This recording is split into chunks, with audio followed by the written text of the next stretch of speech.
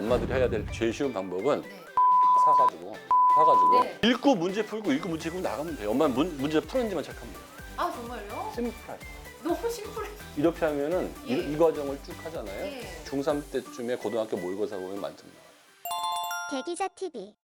안녕하세요. 교육 고민을 대신 물어봐주는 교육대기자 TV의 저는 조선에듀 방종인 편집장입니다. 흔히 성적을 결정하는 과목으로 영어나 수학을 꼽는 경우들이 굉장히 많은데요. 오늘 만날 전문가분께서는 국어라고 강조를 하시는 분입니다. 안녕하세요, 소장님. 안녕하세요. 민성원 연구소 민성원 소장입니다. 국어 굉장히 중요한 과목인데요. 많은 사람들이 잘 모르고 있죠. 오늘 그 방 편집장님하고 국어 공부 어떻게 해야 되는지 하나하나 좀 알아보도록 할까요?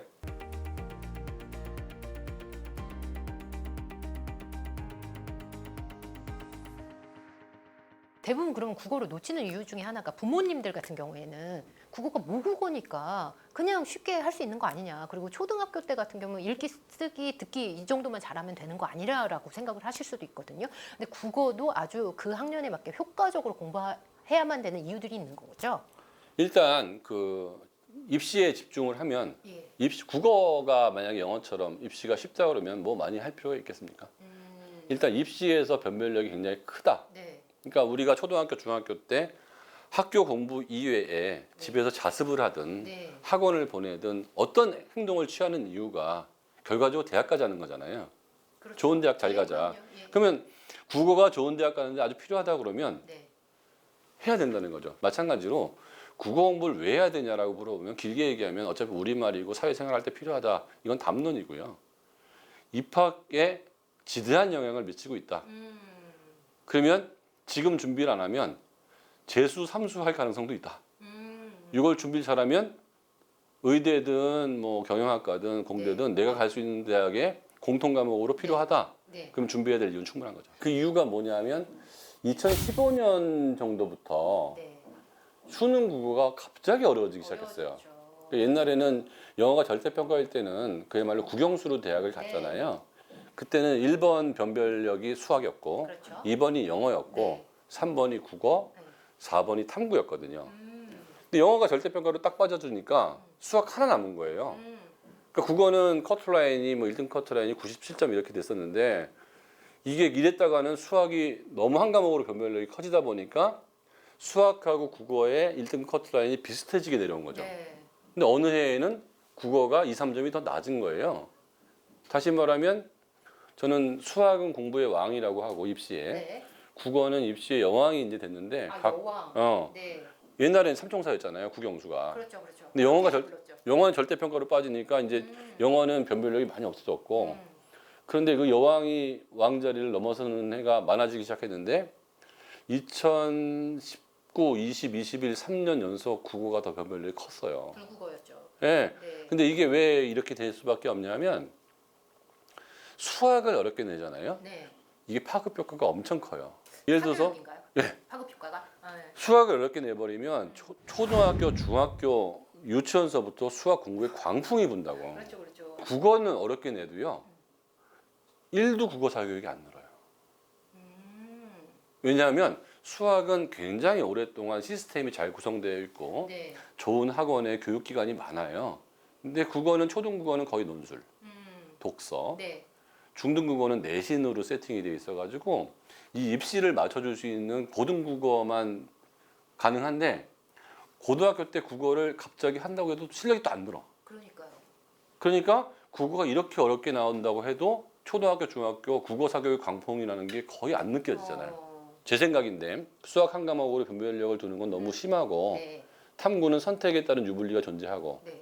그러면 두 과목으로 가야 되기 때문에 앞으로도 수학보다 약간 어렵거나 약간 쉽게 나오는 정도 수준에서 두 축으로 가지 않을까 이런 생각이 듭니다. 그러니까 저기 길 뚫린다는 소리가 들었으면 부동산을 투자하는 사람 입장이면은 그쪽에 길 뚫릴 곳에 땅을 사는 게 정상이잖아요. 그렇죠. 발표가 났는데. 예. 근데 입시는 저 국어가 어려워서 예. 국어로 대학 간다라는 게 조선 에듀에도 수능 끝나고 나면 나오고 예, 예, 예. 어느 모든 KBS, MBC 모든 방송에서 수능 끝나고 나면 요번에 국어가 변별력이 컸고 국어로 대학 간다는 뉴스가 많이 나오는데 네. 그 방송을 듣는 사람은 고2는 열심히 듣는데 고2 네네. 엄마는 초등학교 엄마한테는 그게 안 들려요. 왜 그럴까요? 그거는 고등학교 가면은 내가 우리 아이는 따라잡을 수 있겠다 생각하는 건가요? 아니면 너무 먼 얘기라서 그런 건가요? 그게 보통 예. 그 6, 7년, 7, 8년 정도가 네. 계속 그러면 그때는 인지를 하거든요. 자기의 경험을 넘어서기가 힘들거든요. 어머니들이 대학 갈 때 국어는 쉬웠고요. 학력고사 때 국어는 암기 과목 비슷했어요. 그러니까 사회 과목 비슷했지 네. 수학이나 영어 같지 않았거든요. 그래서 우리 머릿속에 내 경험을 넘어서기 힘든 게 국어는 그냥 하면 돼. 그리고 과거에도 국어학원은 서한샘 선생님밖에 없었거든요. 너무 옛날 얘기. 그리고 선생님. 네. 국어라고 하면은 그게 일타 강사들이 그렇게 많지는 않단 말이에요. 수학이나 영어처럼. 맞습니다. 그래서 환경적으로 중요하다는 걸 못 느끼는 건데 고등학교 한 2학년이나 1학년 2학기 때쯤 되면 느끼기 시작하는데 네. 느껴도 대책이 안 서는 거죠. 그러면 이렇게 국어가 중요하다는 걸 인지를 했어요. 그러면 시기별로 어떻게 국어 공부를 하는 게 맞다고 보시는지? 영어나 수학을 우리가 공부할 때 어느 학원에서 공부를 시켜도 파이널에 맞춰놨어요. 수능에. 네. 그러니까 결과적으로 이걸 따라가다 보면 수능을 잘 보게끔 다 맞춰놨다고. 커리큘럼이. 네, 커리큘럼이. 네, 맞습니다. 근데 국어는 전혀 안 않아요. 맞춰놨어요. 예. 그러면 어머니들께서 저 사람이 거짓말 하는지 뭔지 한번 찾아보시면 수능국에서 뭐가 나오냐면요. 첫 번째 화법작문이라는 게 나와요. 말하기, 쓰기. 그 다음에 문법이 나옵니다. 그렇죠. 그 다음에 문학이 나오는데요. 네. 문학에는 세 가지 영역 정도가 있어요. 하나는 시, 하나는 소설이나 뭐 수필 아니면 희곡. 세 번째는 고전, 고전. 네. 고전 문학. 요 세 가지가 문학에 들어가고요.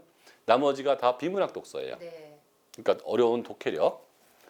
그러면 초등학교 2학년인데 우리 아이가 이 네 가지 영역을 공부하고 있는지를 보시면 올바른 공부를 하고 있는 거예요. 우리 아이에게 국어 교육을 체계적으로 한다 그러면 예. 말하기, 듣기, 읽기, 쓰기, 문학, 비문학, 어휘, 문법을 다 가르치고 있으면 걔 수준에 맞게. 그걸 다 분야별로 살펴봐야 되는 거예요? 그렇지. 얘 국어라고 하는 교육에 이 영역들이 다 있어주면은 그거는 아이한테 올바른 국어 공부를 시키는 거예요. 어느 게 빠져 있다 그러면 네. 그게 문제가 될 가능성이 있는데. 그걸 어떻게 보완할지를 생각을 해야 되는 거예요. 근데 국어이기 때문에 사실은 학원을 안 다니고 엄마가 지도가 다 가능해요. 국어도 뭐 엄마가 뭔가를 가르치는데 부담을 느끼시는 분 같은 경우에는 그냥 학원에 맡기는 경우들 많거든요. 그래서 초등 국어 같은 경우는 국어 학원은 많지는 않아가지고 논술, 토론 논술 학원을 많이 보내시는 것 같아요. 여기에 대해서는 또 어떻게 생각을 하세요? 저는 돈 받고 파는 거는 다 좋다고 봐요. 안 그러면 그 돈 내겠어요? 아니 누군가가 돈을 내고 누군가 물건을 판다고 하면 그게 학원이든 스타벅스에서 파는 커피든 아니면 편의점에서 파는 뭐든 다 좋은 거지. 맛있고. 그거는 활용도는 다르잖아요. 각각의. 더 좋은 게 있는지는 찾으셔야죠. 돈을 내가 냈다 그러면 이 돈값을 하는지 안 하는지에 대한 판단은 오롯이 엄마의 몫이죠. 그러니까 목표 의식을 갖고 돈을 내야 된다는 거죠. 그러니까 이거를 했을 때 우리 네. 아이가 글쓰기가 좋아지는데 네. 글쓰기, 읽기, 배경지식, 문법이 다 좋아지면 더 좋지 않겠어요? 그렇죠. 그 엄마가 하는 게 차라리 낫다는 거예요. 그런데 사교육에서 뭘 하고 있냐면 문제가 뭐가 중요한데 하는데 그 전체 일부라는 거죠. 그러면 이걸 어떻게 극복할 거냐? 네. 교재를 제가 새로 써야 되잖아요. 너무 방대한 작업이라 손도 못 대겠는 거예요. 근데 제가 그 정말 좋은 책을 하나 발견했잖아요. 뭔가요? 교과서예요. 교과서요. 교과서를 국어 교과서를 보면 예. 거기에 말하기, 듣기, 읽기, 쓰기, 문법이 다 들어있어요. 그 학년별로. 초등학교 1학년부터 네. 고3 교과서에 그게 다 들어있어요. 모든 영역이 다 들어있고 그래서 그렇게 시험 문제를 내는 거예요. 수능에서. 그럼 소장님 그 교과서를 엄마가 어떻게 좀 확인을 하면 좋을까요? 그러니까 교과서에는 다 나와 있는데 이거를 가르칠 방법이 없잖아요. 그렇죠. 자, 그러면 학교에서 선생님들은 가르치는데 애들 수준이 천차만별 아닙니까?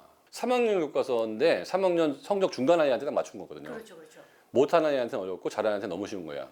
그러면 엄마들이 해야 될 제일 쉬운 방법은 네. 완자 사가지고 완자요?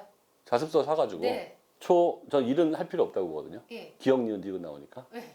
초2부터 우리가 한글을 띄웠다면 초1 완자는 필요 없어요. 예. 초2 완자부터 이 완자부터. 초6 완자까지 사놓는 거예요. 예. 그리고 진도 나가는 거예요. 엄마 앞에로 엄마가 수업을 하라는 말씀이세요? 할 필요가 없어요. 애가 한국말 읽을 줄 아는데 무슨 수업을 해요. 읽고 문제 풀고 읽고 문제 풀고 나가면 돼요. 엄마는 문제 푸는지만 체크하면 돼요. 이렇게 하면은 예. 이 과정을 쭉 하잖아요. 예. 중3 때쯤에 고등학교 모의고사 보면 많이 나와요. 제가 하는 일은 예. 애가 읽으라도 안 읽으니까 일주일에 한 번씩 불러서 가르칠 뿐이에요. 근데 소장님 일단 책상에 앉아가지고 그렇게 문제 푸는 애가 많지 않을 수도 있잖아요. 근데 쉬워요. 이거는 수학은 풀어야 되잖아요. 예. 영어도 뭐 해야 되잖아요. 네. 우리만 읽기만 하면 돼요. 근데 문제 풀어야 되기 때문에 정독을 해야 되거든요. 교과서에 문제가 없어요. 그러니까 네. 자습서 완자로 읽으면 끝나는 거예요. 심플하죠. 그 테스트는요? 문제 문제만 풀고. 단원 평가 보잖아요. 그럼 만약에 틀린 게 개수가 많으면 안 틀려요. 안 틀려요? 아니 내가 현장에서 초3부터 고3까지 가르쳐 보니까 알잖아. 안 틀려요. 정답률 90% 나와요. 그러니까 2학년 거 풀기 시작했잖아요. 네네.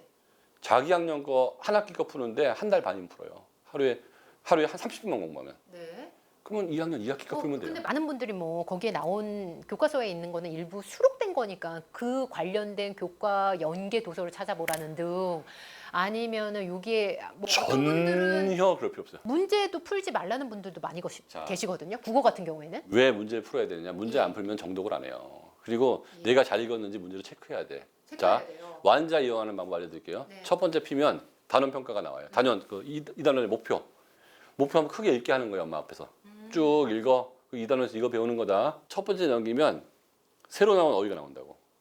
어휘는 저는 반드시 쓰게 해요. 아 어휘는. 네. 어휘는 한 번은 표제어를 쓰고 네. 뜻을 쓰게 하고요. 국어 사전 안 찾아봐도 되나요? 절대로 자습서에 다 나와 있는 거를. 수만 있으면 되겠네. 아니 공부를 어렵게 할 이유가 전혀 없는 거예요. 그러니까 쉽게 할 거는 이렇게 쉽게 해도 나중에 되면 저절로 어려워지는 거를 쉽게 할 수 있는 거를 구태여 어렵게 할 이유가 한 개도 없다고 보는 거죠. 네. 흥미만 떨어지는 거야. 네. 여기에 있는 거를 쓰는 거죠 하나. 그리고 그 단어를 이용해서 신출 단어잖아요. 짧은 글짓기 하나만 하라고 그래요. 용례까지 자기가 만들어 보잖아요. 짧은 글짓기 하는 것도 귀찮아 애들이. 그러면 그 본문에 있을 거 아니에요. 본문이라도 따서 그래. 그러면 초등학교 2학년이지만 우리 아이는 언젠가 수능을 본다. 중학교 1학년이지만 우리 아이는 언젠가 수능을 본다. 그 수능에서 나머지는 다 안 어렵다. 네. 우리 아이가 정상적으로 공부한다면 누구나 어디가 어렵다? 비문학 독서가 어렵다.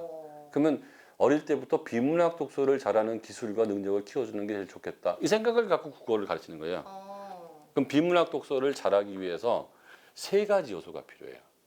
그 중에 하나가 어휘력이에요. 내가 읽는 글에 모르는 어휘가 너무 많으면 일단 읽히지가 않잖아요. 그렇죠.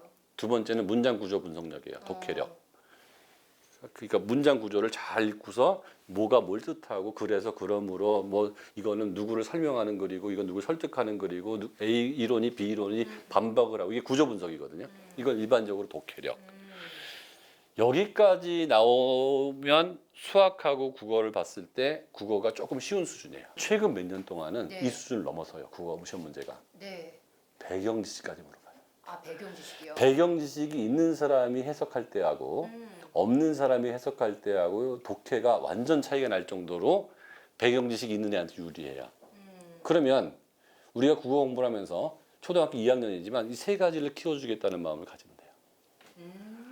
어휘력, 예. 독해력, 배경 지식. 아 지금 결론적으로는 그 학년의 초등이면 초등만 보지 말고 대입까지를 염두에 두고 대입이 어떻게 나오는지를 보고 아래로 내려와서 그렇죠. 그러니까 초등학교 3학년한테 가르치지만 예. 이 아이가 국어 교과서를 공부하면서 어휘력과 독해력과 배경 지식이 같이 크게끔 얘 수준에 맞게끔 세팅하면 되는 거예요. 아 그래야지 고등 때 헤매지 않으니까. 그러면 뭐 나중에 고1 때 거의 끝나요. 초등학교 때 국어를 실력을 높일 수 있는 가장 좋은 방법으로 독서를 꼽잖아요. 독서만 잘하면 만능으로 해결된다라고 생각을 많이 하시는데 그냥 너 책 읽어라 이렇게 놔둬서는 안 되는 문제네요. 그러면 독서가 그 수능에 영향을 미치는지 안 미치는지는 잘 모르겠고요. 분명히 상관관계는 있는데 그 인과관계까지 있는지는 모르겠어요. 지금까지 보셨을 때. 예, 독서는 너무 중요한 건데 그 독서를 많이 해서 수능을 잘 본 건지 수능을 잘 본 아이가 독서를 많이 한 건지에 대한 거는 모른다는 거예요. 독서가 원인인지 아닌지는 아무도 파악을 할 수가 없다 이게. 독서가 성공의 원인이라고 하는데 그럼 독서광은 다 성공하느냐 이거죠. 아닐 수도 있고. 아니죠. 성공한 사람이 독서를 많이 하는 건 맞는 것 같아요.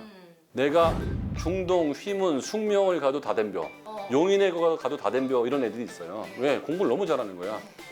No problem. 문제가 안 된다. 그런데 쟤 진짜 공부 잘하는데 거기 갔는데 따라가야지. 얘 problem.